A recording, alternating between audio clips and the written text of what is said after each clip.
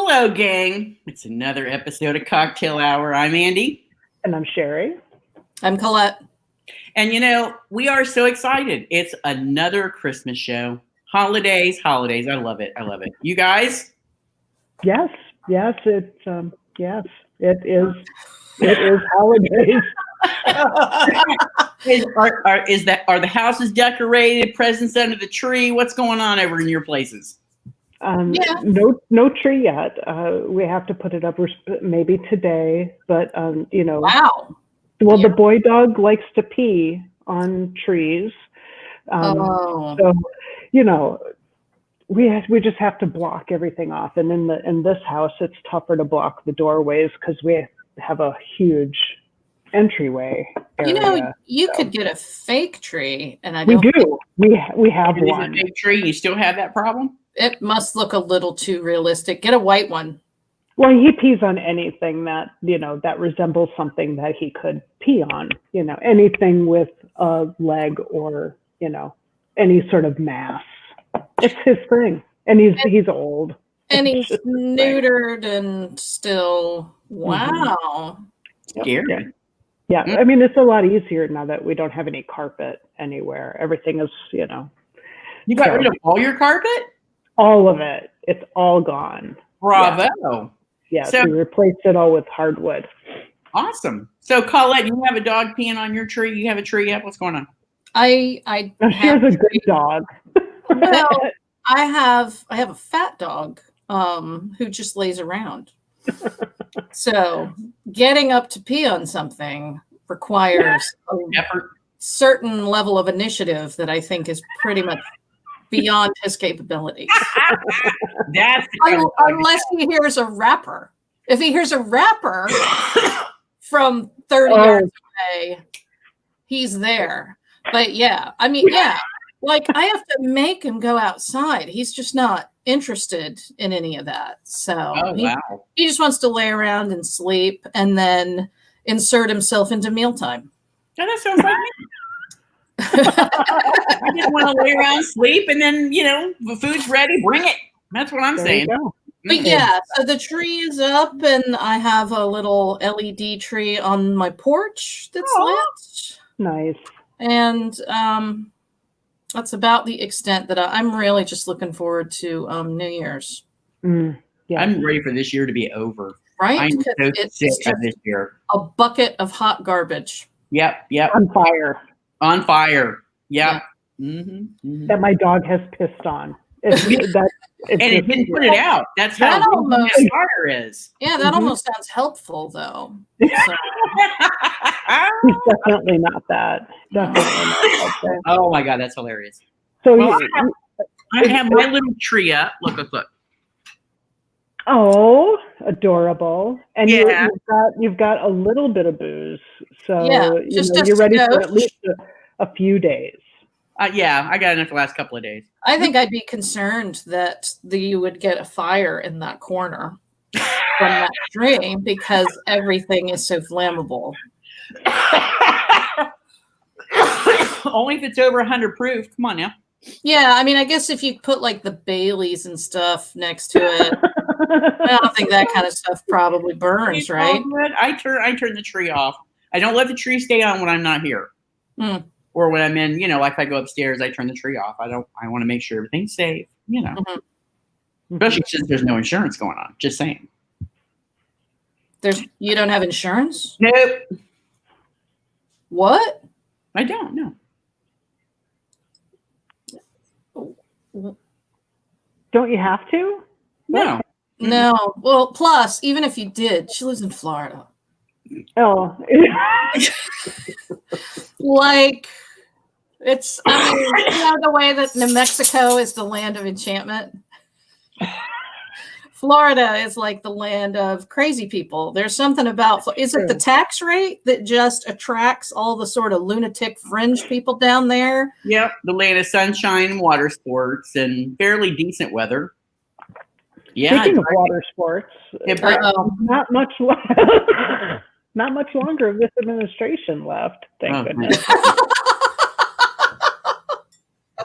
Thank goodness. I'm tired of the Russian pee jokes. Okay, so let's circle back on track. Well, All right, good so luck. it's festive. It's holidays. What's everybody drinking? Let's start with the non-alcoholic over here, over there. You're over there. I am having a lovely, a lovely glass of Martinelli's sparkling cider. Nice. I have some of that in my fridge. Special for the occasion. Yep. What about you, Colette? What you doing? I have a Tom and Jerry, which I did not know about until, I don't know, maybe last month. Really? But we can't see it. It's in a mug. Why did you Well, I mean, so imagine that it looks like eggnog. Okay. But hot. There you go. Yeah. So describe what that is, because I had never heard of it. So apparently around the turn of the last century, it popped up in a fiction book, and they just sort of put something together, and it became a popular winter drink at bars. And I say at bars because, I mean, it's a very complicated drink to make. It requires eggs. You separate the eggs. You do one thing with the yolks and you do another thing with the whites, and then you whip it until it's stiff, and then you stir in some stuff, and then you do another thing, and you create, like, all of step one is creating what's known as the batter. And then you mix the batter into like hot milk, and then you add booze. Wow. And so it is basically like a heated eggnog, but it's very complicated. And I was like, I really want to try that, but there is no effing way I'm going to do all that. So that's when I learned that you could buy Tom and Jerry batter pre-made. You can buy add the booze? Yeah. So you basically, I bought a jar of it. Once you open it, you have to keep it refrigerated. It's basically all of the egg mixture and the spices. And so I'm trying to think of what it looks like. I mean, it's like moderately thick. I also think there's probably like confectioner's sugar in it. So imagine this sort of glaze with spice in it is what it looks like, right? So then you heat up milk, and then you pour the hot milk into the batter, and then you add brandy and rum. Wow. And it is delicious. What is the predominant alcoholic taste of it? Brandy and rum. No, I know, but what note comes out the strongest with this drink? Probably the rum, although I'm going to say that when I just made this a bit ago, because I had tried it earlier to make sure that I liked it. I didn't want to be stuck with it on this show and have like a liter of something that I was going to be like.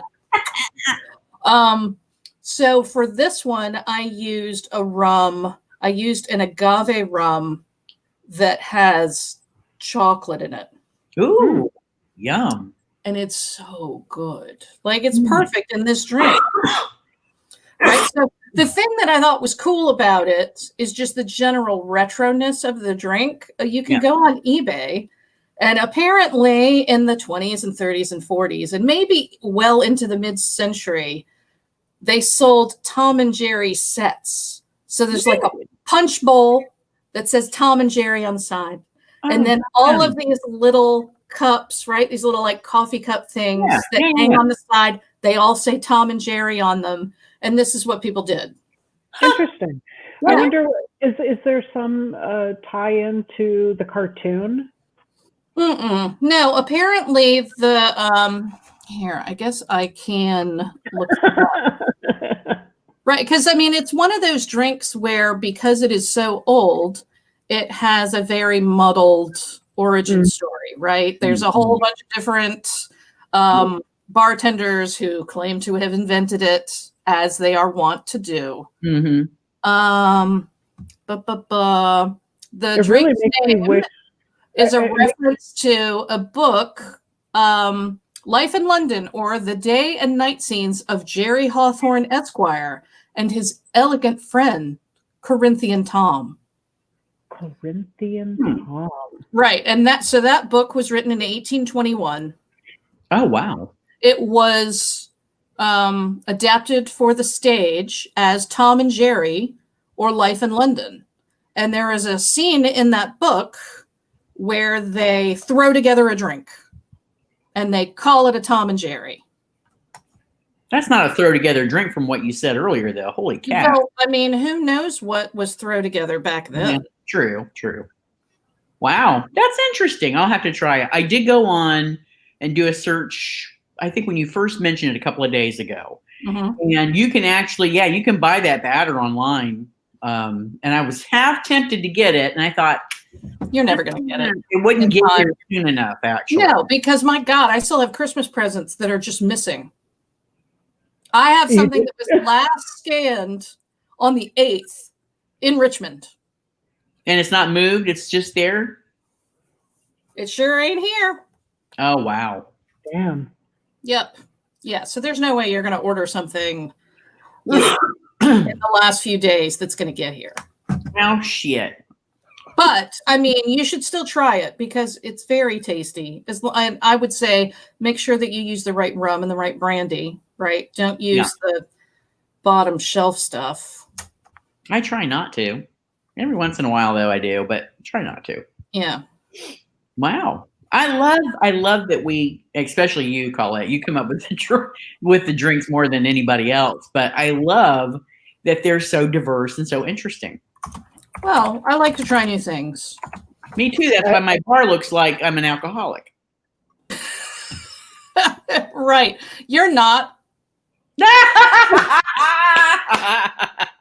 I packed all my shit upstairs. It's all upstairs in the attic. It's just waiting. It's just waiting.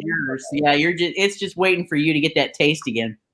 And believe me, if I didn't crack this year, yeah, I feel like I can do anything. That's a good point.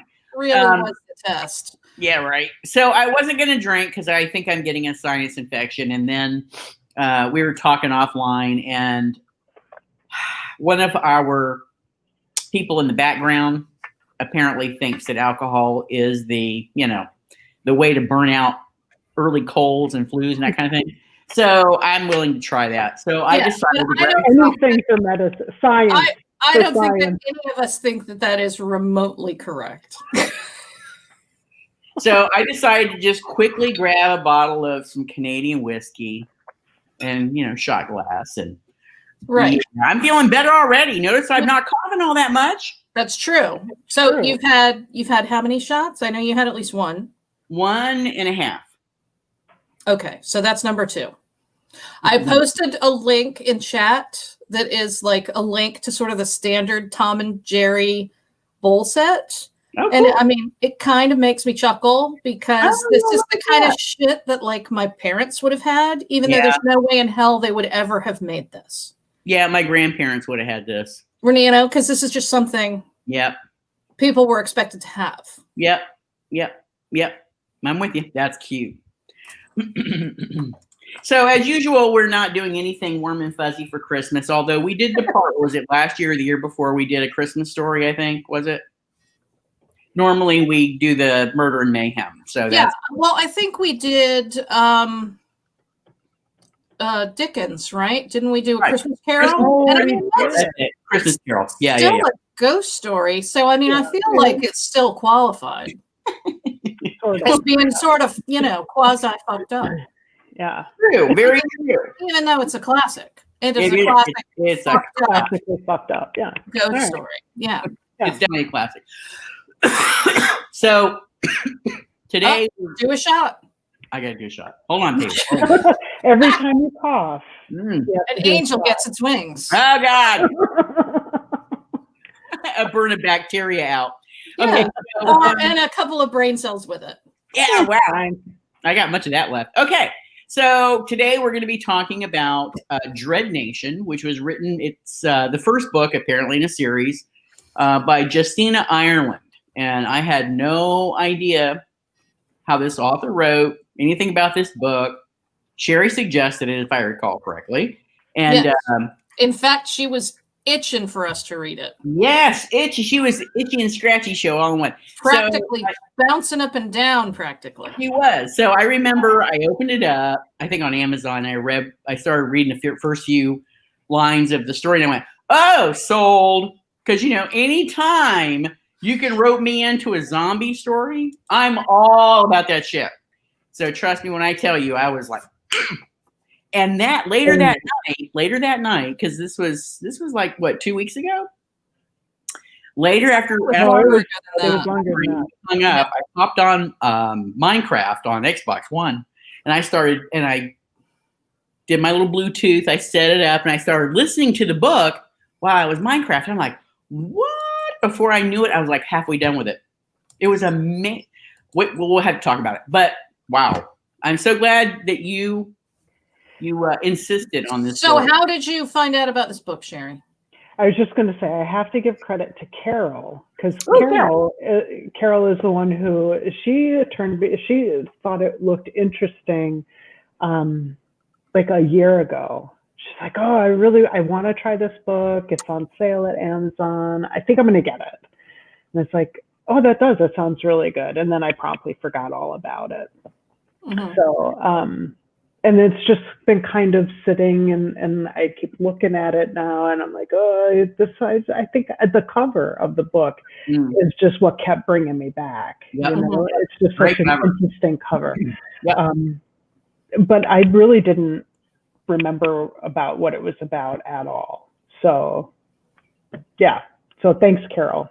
Yeah, man. Thanks, Carol. Okay. So speaking of that, you want to read the summary? I will, because Andy can't read it because she's coughing too much, and Colette's eyes are shot. So I get to do it. Okay, because I got my reading glasses on. Reading readers on. Jane McKean was born 2 days before the dead began to walk the battlefields of Gettysburg and Chancellorsville, derailing the war between the states and changing America forever. In this new nation, safety for all depends on the work of a few, and the laws like the Native and Negro Re-Education Act require certain children attend combat schools to learn to put down the dead. But there are also opportunities, and Jane is studying to become an attendant, trained both in weaponry and etiquette to protect the well-to-do. It's a chance for a better life for Negro girls like Jane. After all, not even being the daughter of a wealthy white Southern woman could save her from society's expectations. But that's not a life Jane wants. Almost finished with her education at Miss Preston's School of Combat in Baltimore, Jane is set on returning to her Kentucky home and doesn't pay much mind to the politics of the eastern cities, with their talk of returning America to the glory of its days before the dead rose. But when families around Baltimore County begin to go missing, Jane is caught in the middle of a conspiracy, one that finds her in a desperate fight for her life against some powerful enemies.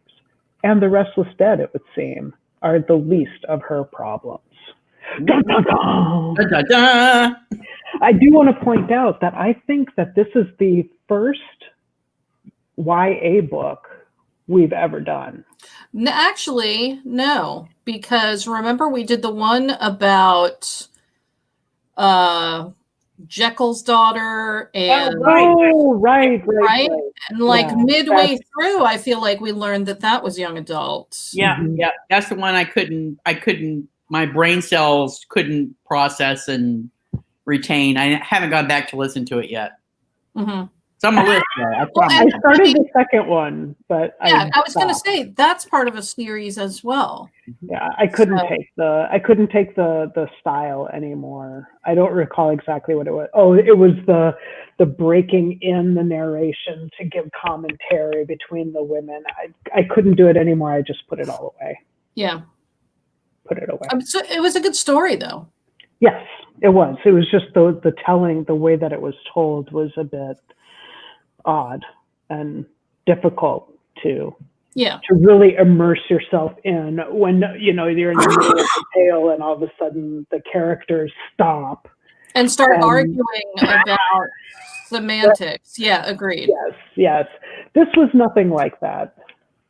No, not at all. Not even close.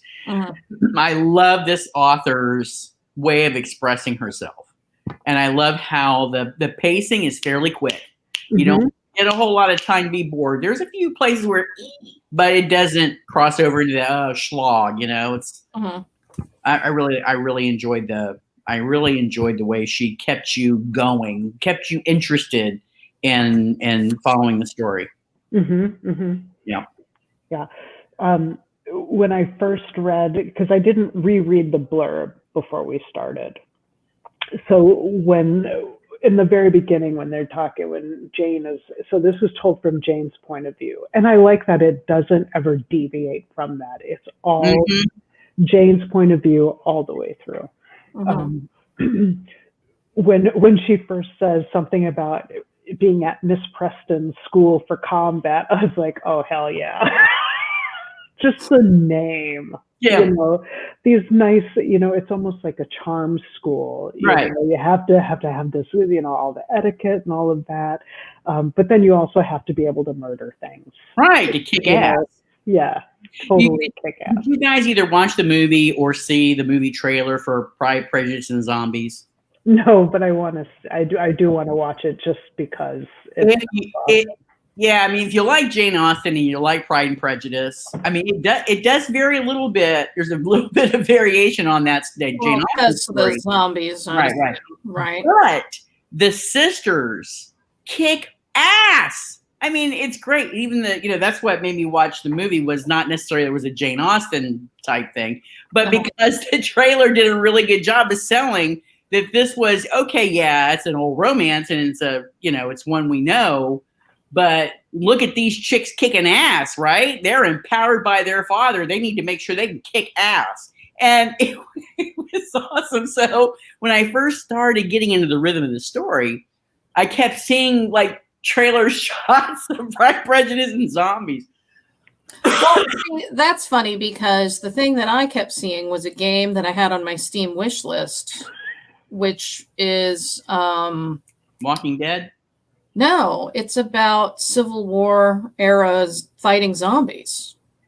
What game is this? What? Hang on. Let me look How did you not tell us about this before? Is anybody else hearing like? Is no. it just me? Okay, that's fine. It's as long as it's just me. I just wanted to make sure. It is called Hunt Showdown. And the thing that's kind of cool about it is that you can play in groups. What? Right. So I think you can have groups of up to 3 people and basically you fight zombies together. What? Right. So I did go ahead and download it, and then I got Laura to download it, and we did not have a lot of success on our initial outing because the way that it works is it goes out and finds other people on the server. Oh. And supposedly it finds people who are comparable to your skill level, which is like negative numbers. So yeah, we did not do well at our timed quest, right? Because other people knew stuff and we didn't know stuff. We were just kind of wandering around like, how do I keep from running into the fence? But I've gone in and played some of the demo stuff, and it's kind of similar to this book. Really? I see. I'm all peaked. Well, it takes place in Louisiana during the Civil War. So bayous and swamps and gators and lots of zombies. See, Sherry is the one you want to have on a shooter game because she and I were playing a game a few years back, and she was in the Marines, mind you. There was no get to the door on the side and look ahead and then go in through the door and look around. On a rampage, guns loaded, just shooting every damn thing. And he's yelling at me, wait! I'm like, hold on, man, look around, check your corners. You check my corners. See, I found that I did much better when I ditched the weapons because I was not good at checking my ammo level. And so the last thing that I wanted to do was be surrounded by zombies and that just click, click, click, click, click, click. but the axe never runs out of ammo. right. And it's super quiet, but you do have Right. to be very close to them to kill them. But Well, I that's kind right. of enjoyed chopping their heads off. I'm not So gonna lie. this is what I did.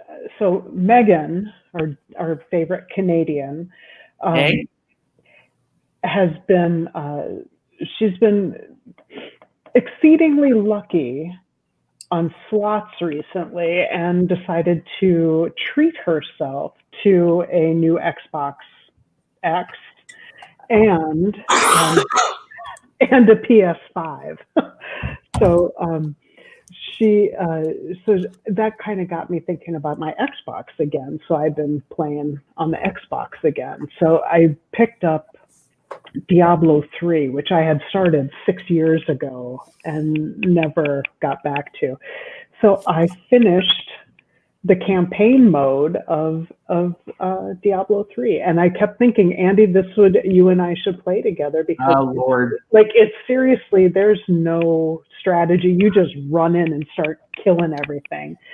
Talk offline on that one. Yeah, because I think I could get Megan to play Oh God. because she plays Wolf. Yelling, you to check the corners. Check the corners. It's nothing but dungeon crawls and Oh my being God. hit with, like, you know, hundreds of demons and zombies all at the same time, and you just spin around and kill things. It's a brainless bloodfest. It's for murder hobos. It's fantastic. All right. Speaking of zombies, let's get back to the book. Sorry, Oh, back right, to the right, book. right. Sorry. So, I think isn't the opening, because I listened to this a couple of weeks ago, and Sherry reminded me that I started it too soon. I won't remember shit by the time we go to record. And she's absolutely right. Colette said that too, yes. Absolutely right. But isn't the first like big zombie conflict when they go to this seminar and this doctor's trying to peddle a cure? Was it a cure? No, it was a vaccine. It was a vaccination. A Yeah. vaccination. Yeah, it was. It's kind of a curious I was thinking coincidence the same thing. what's going on in the world today, right? Because it was all about this guy said that he developed a vaccine for turning into a zombie. Mm-hmm. And of course, there's so much just blatant racism and white nationalism and this whole group of separatists that so basically at Gettysburg, the dead rise up as zombies, right? And at that point in this sort of alternate history, the Civil War is ended because the North and the South agree that they need to work together to fight the bigger threat. Mm-hmm. But in so doing, they sign this law that says that anybody who's Native American and African American, they're the ones who are going to go out and fight, while the white people sit inside these little secured areas and cities. So, I mean, that seemed pretty realistic, except for the zombie thing. Well, especially for the time period, though, you know? But I mean, that seems realistic now. Yes. I mean, it's not like, you know, you can't believe that, you know. But it depends on what part of the country you're in as to how Grassley or Mitch McConnell would sign that proposal. Of course they would. Well, yeah, that's what I'm saying. It depends on what part of the country you're in as to how overt it is. I mean, you're going to find racism everywhere in this country. But some places are a tiny bit worse than others. I mean, that's the thing, right? So Jane starts out at this academy, this combat academy, with Catherine and assorted other people. And she is fairly outspoken, right? For a young she don't take black girl. Yep. And she is surprised when she ends up, you know, in Kansas, where they don't pretend to not hate black people anymore. They just come right out and hate them. Yeah. And what they want things to go back to. So we're kind of getting ahead of ourselves. So I just want to take a step back. So the school how these young people get to the school is they would have these white folks come out to plantations and other areas where young The black beret folks is will, off. yes, Makes you sweat and itchy. and they would come and round up the kids, the black kids and the Native American kids, and take them out to these different schools. Mhm. So you kind of the author touches a bit about there is a Native American character who kind of comes in and out. One Native American character, right, in the entire book. Right, but it's really, I mean, honestly, I don't think that's probably that, because of the way that the book is focused specifically on the school for the girls. Is it also because of location? Yeah, except that most of the book doesn't take place in Baltimore.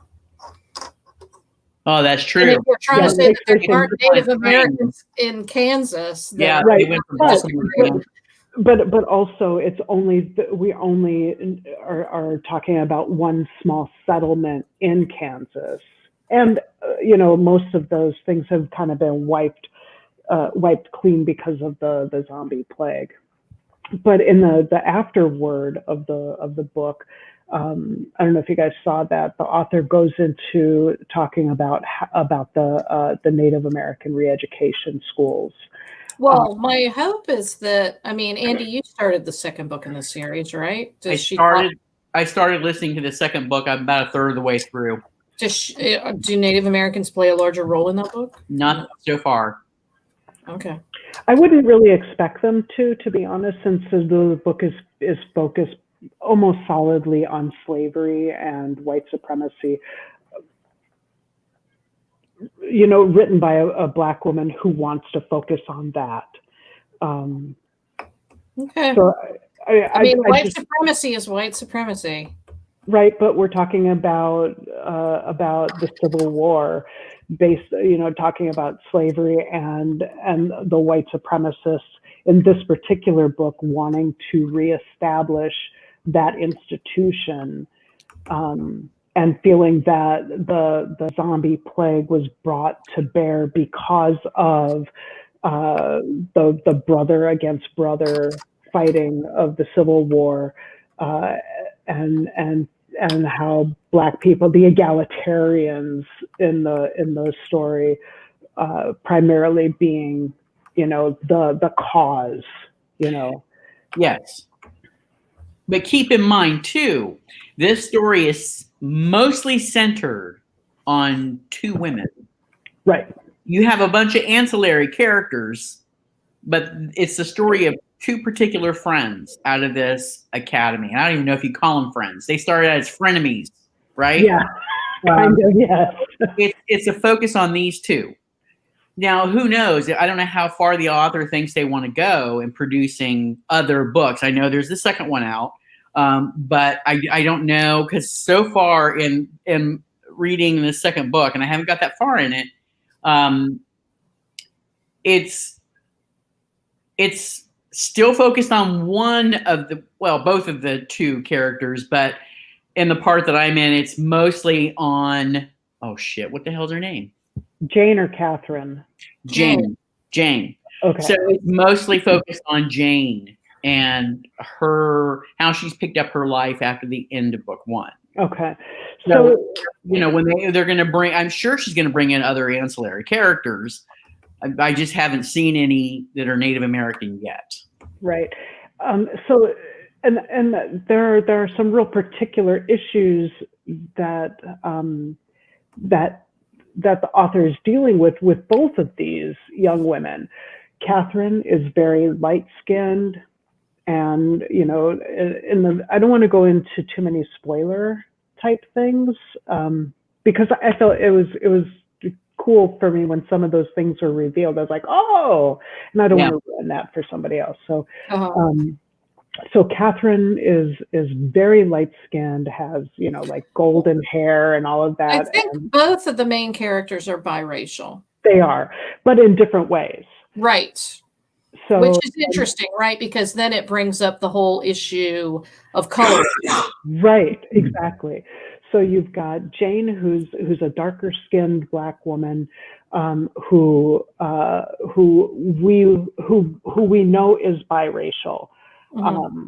And then we have Catherine, who we don't really know her story 100%. We don't really know. Not in the beginning, right? We don't really know details. Well, and we learn more about Jane towards the end too. So, right, but that's right. not the crux of the book. The crux of the book is these two young women from Baltimore who are at the combat academy and then who end up getting shipped out to a place called Summerland, which made me think of Christmasland. I'm not going to lie. As soon as another fine holiday show, right? As soon as I heard Summerland, I thought of Summertime. You know that song? And the living is easy. Yeah, it was not. Oh my God, the living was not easy. But what was that? Porgy and Bess, right? I was thinking. I don't remember. Isn't that what Summertime is from? I think so. Yes, but I can't remember who sang it. Summertime. It's a great song. Let's see. It's not Lana Del Rey. I don't care what you say, Google. It's like Etta James or. Well, this says Ella Fitzgerald, but I think that Ella Fitzgerald sang everything. No, yeah, true, but I think it's right though. Yeah. Okay, so it was by George Gershwin for Porgy and Bess, and it came out in 1935. So I don't think that. No, it's just when Summerland made me think of summertime and crickets and hot air and zombies. You know, Billie Holiday. Billie Holiday. Okay. Billie Holiday. Just references. You know how it's funny. You'll pick up something and it'll a little tangent like we do on the show. We go out there. Yeah. Right. So Jane and Catherine get pulled into this. Okay, they have a friend whose name is Jackson, called Red Jack. Oh my God, this man. And so Red Jack, his sister lives with this white family, and they've disappeared. They're gone. So Jackson comes to Jane, who is his ex-girlfriend, and says, "You owe me. I need you to come and help me." And somehow Catherine gets involved in this also through nothing of her own doing, I don't think. That's not true. She's the one that said, "I'm going with you." She insisted upon herself. So. Oh, okay. All right. Yeah. So because she liked the sister too, right? Because what? Is that part of the reason? Was it because she liked the sister as well? No, I think she just wanted to be near Jackson more. No, I think she wanted to be kind of the lookout on Jane. I think she just wanted to torment Jane. Well, and I think that she was also concerned about his family, right? So. Oh, maybe so. I don't remember. It was a long time ago. It was. Listen, I'm the only one to get away with that. Come on. Now. Okay, that's fine. That's fine. So the three of them get caught rifling through the mayor's stuff. Or no, they're in the house of the missing family. The missing family. Right. And they get busted and they get dumped on a train, sent out. But in the meantime, they find there's this weird conspiratorial thing going on with one of the teachers from the combat school who's involved in the disappearance of this family, and the Mr. Redfern, the Native American dude, is involved, and they all get shipped out to Kansas. So the Jackson, Catherine, who Jane loves to torment by calling Kate. Oh yeah, Catherine. I love Jane. I really love Jane a lot. She's and I came to really like her friend and an enemy. That's for damn sure. Yeah. So they end up getting shipped out to this community in Summerland, where there's two groups. Essentially two political groups. There are the survivalists and the egalitarians. the And survivalist. from those names, I think you can tell. Yeah, you can figure out who's who. Yeah, So, no surprise, no leap. Right. So they get sent out to Kansas. They're on the train for a few days. It's miserable, and then they get separated. And the rest of the book is learning about Summerland, what type of community they're trying to build, what role the undead play in all of this, and kicking ass. Yeah, kicking ass. Lots of ass kicking. And I forget how the doctor comes in. Oh, there's a tinkerer. What? Oh, the doctor or the tinkerer? The tinkerer. Sorry, the tinkerer. You know, he annoyed the hell out of me through the whole when he finally got introduced. There was something about that guy. I'm like, you need to just slap that rat bastard right down because he is. Really? Can we just talk about Jane and her crazy hormones? Oh my God! I do want to say one thing. And her crazy hormone. Every time there's a man on the loose. And it wasn't just men. But it wasn't just men, and that's what I wanted to say. That I really like. There's Catherine is giving this speech about, you know, I don't want, because Catherine has had problems because she's so pretty. Yeah. Like none of the white women, when the young women graduate from the combat school, they get jobs as what they call attendants for the well-to-do bodyguards in society. Essentially, they are bodyguards, and none of the white women wanted Catherine because she was too fair-skinned and too pretty. And they didn't want her tempting the men in their lives and all that shit. So, so while it may seem kind of trite, you know, these are real issues that Catherine is having because it's just affected her whole life. You know, she can't get a job. She's got men just hanging on her all the time. And you know, there's this scene where she's talking about, you know, Jane's telling her, well, you know, you can get married to anybody. You can pass as white. You can do whatever you want to do. You can, and Catherine says, I don't want to marry a man. And Jane's like, are you trying to tell me that you fancy women? And she's like, no, not that there's anything wrong with that. I don't want anybody. Right. Yeah. Like, I don't want nobody.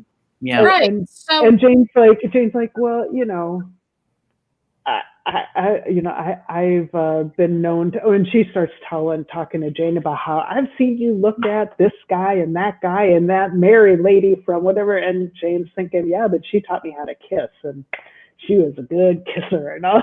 And I really like that even though Jane was, you know, like, oh, every time I see Mr. Gideon, my blah, blah, blah, and Jackson, I love him and all this, I was like, oh, okay. But she never did fail to see when a woman was pretty and stuff too. So yeah, I mean, that is true. And you'll be interested to see what happens at the end of book 1 and the beginning of book 2. For sure, right? This is more for those people that are watching and listening. I know you guys finished book 1, but book 2, where it picks up, very interesting. Very interesting. I mean, see, I interpreted Catherine's thing as her being like aromantic. Asexual, maybe? Yeah. Yeah. Initially I did too, but then listening to, you know, the further she got into her speech, I felt like it was less aromantic than more, I want to do what I want to do. I want to travel. I want to do things. I don't want to be tied down to anybody. So I don't know. I guess we'll see. I think it could go either way. Because I had the conscious thought of, oh, this is the first time I've been introduced to this in a book. Right? It felt really novel to me. Yeah. Yeah. There are a few. There are at least 2 lesfic novels that I'm aware of that deal with asexual romance. So romance seems like a contradiction in terms. But it really wasn't. But what about aromanticism, right? Where you don't want to. Oh yeah, I don't. I think one of them was kind of aromantic, but Yeah, I don't remember because, Yeah, I mean, it's just, I think because romance is such a predominant theme in most books, that to have a character come in and say, I'm not interested in romance at all with anyone. I was like, wow, okay, well, this feels different. We'll see. I don't know. Yeah. I already have so I listened to the first 65%, and then when I didn't read any more last night, I was like, I think I'm going to use my eyeballs because I can read a lot faster with my eyeballs. Oh, so then that is how you know about the addendum that talks about Native American. Okay. Yeah, like she talks that's about, not in the audiobook. Oh, okay. Yeah. So she talks about, it starts out, it says that, this story is based on actual historical occurrences, and talks about how she really didn't know about the Native American re-education schools and industrial schools until she went to and she talks about one, it was the Carlisle Institute, I think it was, something like that, where she went on a tour, because now it's a military something or other, and they had a mural dedicated to Jim Thorpe, who was, at the turn of the century, in one of those schools. And, her initial thought was, oh, well, I mean, I guess that's a good thing. Until she went to graduate school and went to one of the museums that was dedicated to this, and learned a lot more about how, it really was about eradicating their culture and assimilating them, and used as control and all of that. And then she gives a list of books that were helpful to her in her own education about the topic. Well, I kind of wish that had been included in the audiobook. Yeah, me too. I feel like I would have felt a little bit better about the very meager, and I would say not great representation of the lone Native American in the first book. And I get what you're saying. You're always kind of like the conscience of our discussions. You're always that. Well, they should have gone a bit further with the, or this was all lacking, and that's. Well, I mean, and I get that it's hard, right? Because you're writing a historical book, but you're writing it for a 21st century audience, and I get that is a very fine line to walk. Yeah. And I just think for this particular book, there. I see you're showing your ass again. Got to get my pussy in there every episode. I like the tail is like, yeah, look at this. Yeah. So I think that it just for this particular book, I just think that she was more focused on the slavery aspects and the white supremacy issues dealing specifically with slavery and women also. The only other group of people that are discussed that really have a voice in the second half of the book when they're in Kansas is the Duchess, who is a madam who runs the horse. What a terrible end for her. And I love the Duchess. What do you mean terrible end? Yeah. What happens to her? Well, clearly that happens in book 2. God damn it. In book 1, she gets away. She gets slapped around a little bit. She gets away. Sorry, I thought it was in book 1. No. God. I had a feeling. In fact, I even asked Sherry if you were going to be able to keep her straight. And she said, of course not. I and especially if she's drinking, that's going to be the end of it. And how many shots are you in now? That's 4. at least 3. Oh! Okay. Well, then, I mean, I almost dripped a tear. What happened to Duchess? I don't want to know. Because Don't tell I me. really like that character. That makes me not want to read the second book. It does. Are you planning on it? I don't know. I mean, I don't know that I'd given it a lot of thought. I have it on my Kindle ready to go. So you were going to read the second book. I am. Move, you freaking cat. Prologue, in which I arrive at Miss Preston's. That I wanted to say something about the chapter titles. I love the way they did that. And I have to say, so in the audiobook, there's like this little blurb from somebody else. I think it is, and it took me a while to figure this out. I think it is supposed to be letters either to or from her mother. From her, yeah. And that preface every single chapter title. Yes. But God knows it took me a while to figure that out, and I was so confused. In the print version of the book, it's an italicized paragraph above the chapter title. So see that? Yeah. That would have been helpful. Yeah, that would have been helpful. Yeah. Oh, you're wearing your Sprecher shirt. Yes, man. I'm drinking out of my Sprecher glass. It's a small brewery here in Milwaukee. I didn't know that there were any small breweries in Milwaukee. There actually are. There are quite a few. Yeah. If you're ever in the area, we will go. If I'm ever in the area, I will definitely let you know. And I definitely want to do the Schlemiel Schlemazel thing at some point too. I can take you to their apartment. I've told you that story, right? Where Andy knows. So their apartment is very, very near by where the house I grew up in is. Oh. And I used to ride up and down Knapp Street looking for that house, for their apartment. Where they're on the sidewalk? Yeah. Because I'm trying to think. That was outside of their apartment, wasn't it? Or was that at the brewery? No, that was outside their apartment. Yeah, I thought so. But it's not like they showed a lot of outdoor shots.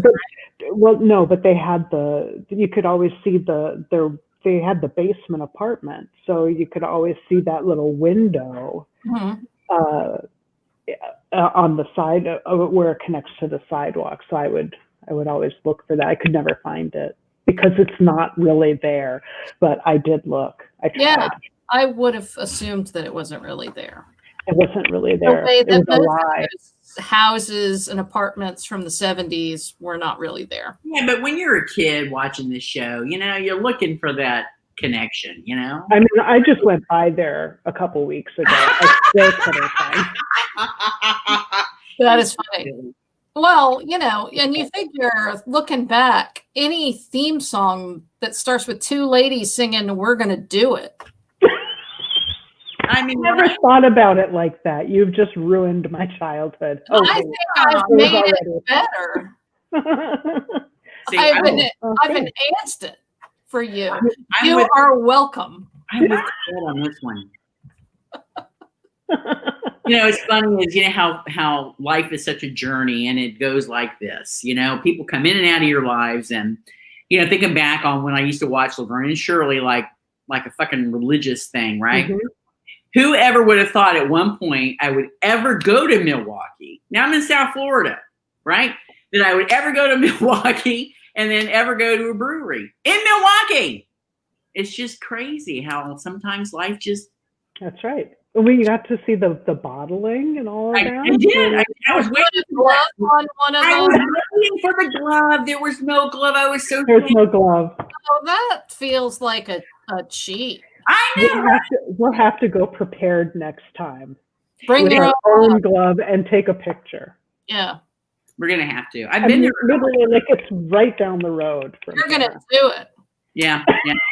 And they got cool shirts, and I got this shirt for me. I got one for my brother. I got a hoodie, zip-up hoodie. Awesome. Yeah. So it was good beer, I'm assuming. They do have good I beer. like some of the you can actually buy some of their beer in Total Wines. When I got really? back, I found them, and I'm like, what? So I did pick up some, yeah. And they have delicious root beer and cream soda. Their sodas are delicious also. Yeah. And now they sell wines. They have a couple of different wines. So we just take growlers and have them fill up our growlers and bring it home. Yeah. Good stuff. Good stuff. I feel like this show has been all over the place. Did we talk about the book? We did talk about the book. Drink some more, would you? For Christ's sake. I'm out. I had to use this gigantic fucking mug. You need more. Go, Laura. And I ended well, up the show's over in a couple minutes. Yeah, So. I ended up with 2 ounces of rum and 2 ounces of brandy. So I've had 4 shots, just like you. Yeah. Oh, and I'm almost all the way done with my bottle. So for God. Yeah. I'm gonna You're gonna have to be. Yeah. That's how every show ends.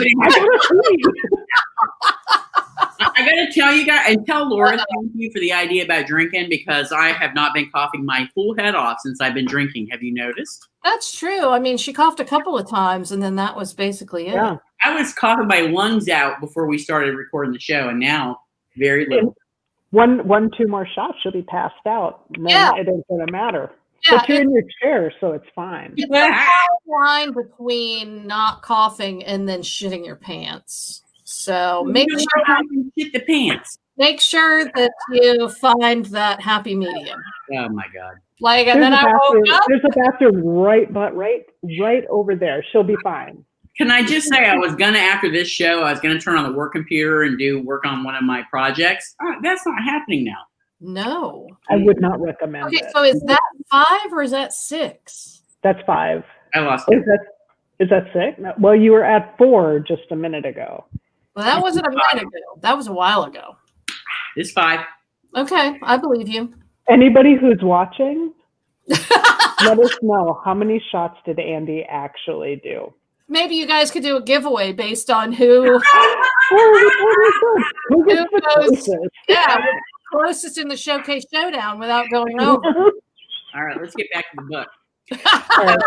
So since we only have 3 minutes left, I just wanted to ask, so did everybody enjoy it? Andy, I know you liked it. Yeah. A lot. I loved it. I ended up really loving it. I want to see more of, I really started to like Catherine a lot, but Jane is a little badass, and I love her stupid act, how she does, that's kind of a theme throughout this book. Let people underestimate you, and she'll drop down into the, oh yes sir, and just play stupid, but she is an incredibly well-educated, well-read, intelligent woman. And she's not her biggest issue is trying not to beat the shit out of people. Oh, and I just want to say, her dad, wow. Yeah. I did not see that coming. I didn't either. I also didn't see the episode with her mom coming. I did not either. Yes. Mom's big secret. Yeah. Yeah. So, viewers, there are a number of flashbacks that will probably surprise you. Yes. Yes. But that's part of the joy of this story. And it the really story, is. It doesn't give it all away at once. It's a nice, in some respects, it's a nice slow burn. And you're on this journey with the main character. So you feel like you're inhabiting their world as you're reading it. And I think that was part of what sucked me in so quickly. Oh my God, what is with that cat? He loves me. Oh, okay. Well, it's a he, so he's not an he. No. he's my sweet boy. Anyway. Clearly Colette's in heat. Are you guys going to recommend this story to anybody? I mean, would you recommend it? Oh, hell yeah. Absolutely. And I would say, I think the narrator of the audiobook did a really good job. Yeah, very, very she's really good. I've heard her in several books, and she's really good. And I'm happy that I started out with the audiobook because I was able to keep Jane's voice, and I think she did a great job. She did a very, very good job. pretty good. I really go ahead. So Sherry, you're going to read the second book. I'm going to finish reading the second book. Colette, you're still kind of on the fence with that. Well, you ruined it for her now with that whole Duchess thing. That's true. So. I just finished the first book this morning. Okay. So I really hadn't given it a lot of thought. But yeah, now that you told me that the Duchess meets a horrible end. I love the Duchess, and seriously, I wanted to see more of her. I did too. Really and now we won't. Now I know we won't. So thanks. It's possible that what we do see of her is her entrails. The best part of this author is I have no doubt in my mind we're going to see some other very interesting characters. So even though make it better. Even though I was sad about Duchess, I'm sure there's going to be somebody, and I can't say it'll take her place because Duchess was very special. But I'm sure there are going to be other characters that you're going to root for, be excited about. So I apologize that I quasi ruined it for you, but don't let that stop you because so far as I'm in the story, I'm really loving it as much as I did the first one.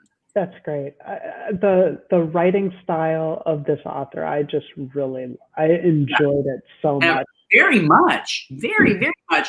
And I used to poo-poo young adult novels, but I gotta say, I think it takes a special brand of writing to be able to not use the R X-rated themes to get your story through. Does that make sense? I feel like I know what you're saying, yeah.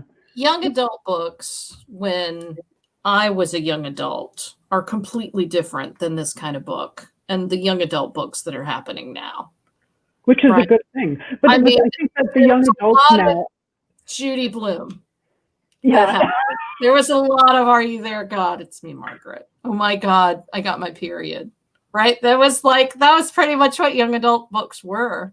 Yeah. When I was a young adult. Some Nancy Drew. Yeah. I didn't know about young adult books until I don't know, the 2000s. I don't think they weren't really called young adult. No. I understand what you're saying, but I went from my mother reading Treasure Island and Robinson Crusoe to us at night before we went to bed to regular New York Times best-selling books. I was reading Stephen King when I was, 12. Well, that too, but that was on the New York Times bestseller list. But seriously, by the time I got to high school, I had read everything in the library. And it wasn't a rinky-dinky now, not the reference books and that shit. I'm talking about the fiction section. And it was like I was left with waiting for the new shit to come in, so I had something to read. So, Yeah, I guess I don't know what they were called when I was a kid. I would have said that they were still called young adult. I don't think so. I think it's a newer. I think that's a newer term. Yeah, new adult. That's new. I think they just we're all about classifications and labels now.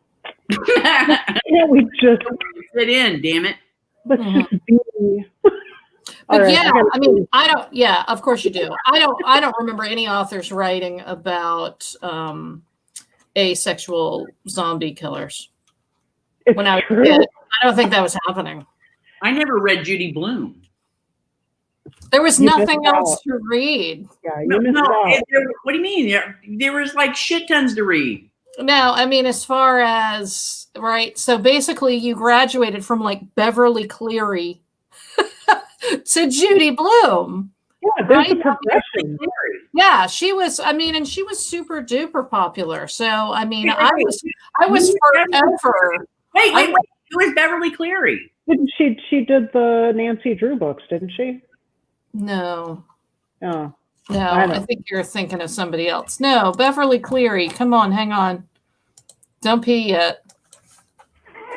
I was reading Sidney Sheldon and Rosemary Rogers. Yeah, Beverly Cleary did the Ramona books. Oh, oh my God. Do you guys not know what I'm talking about? No. I do know what you're talking about. I think they're still around. They are still around, but so at my school library, right, in elementary school, there was a very clear progression of books that you read based on the grade that you were in, right? And so, there was like Pippi Longstockings and all of those silly books. I remember those.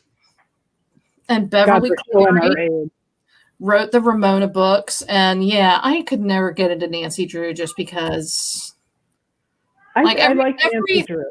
Every caper seemed to hinge around the fact that she had a handkerchief. I don't remember any of that.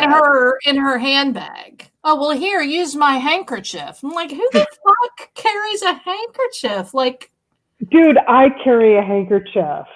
Really? I do, yes. In my quest to be more,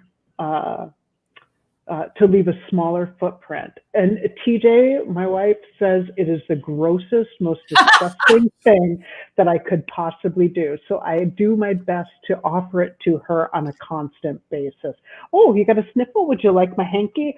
I see. That's awesome. Yes. Yeah. No, Nancy Drew was too hung up in her sexist sort of stereotypical tropes of the 50s. Did you ever read Mabel Manny? The Case of the Not So Nice Nurse. I loved that. I did. I thought it was fantastic. I read the first book. I think I read the second one too, but I haven't gone any farther. I thought they were fantastic because it really captured that whole. It's a Nancy Drew ripoff with lesbians. Well, because the nurse was very aimless. Right, because that was based on, there was also a series of nurse books, right? And wasn't her name Cherry? Oh, I don't know. Was there? Yeah, I think so.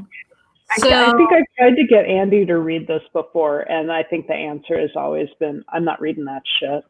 Yeah. So, I mean, the author of the Nancy Drew books was supposedly Carolyn Keene. Oh, right. Right. But then we learned that the person who wrote those books also wrote the Hardy Boys books. Right. But then she died. So there have been a few. Carolyn Keene. An exclamation at the end. Wait, what? Exclamation point. Didn't like every other sentence have an exclamation point? What? Oh, no, I'm thinking of that satire. There was a book written in the last, 10, 20 years, and it was one of those satires of the Nancy Drew Hardy Boys mysteries. Oh, shit. I gave it away. I couldn't even find it on the shelf. I know I gave it away. Not what Sherry was just talking about? Is that not what I'm talking about? I don't know. What was it? Nancy Clue in the Case of the Not So Nice?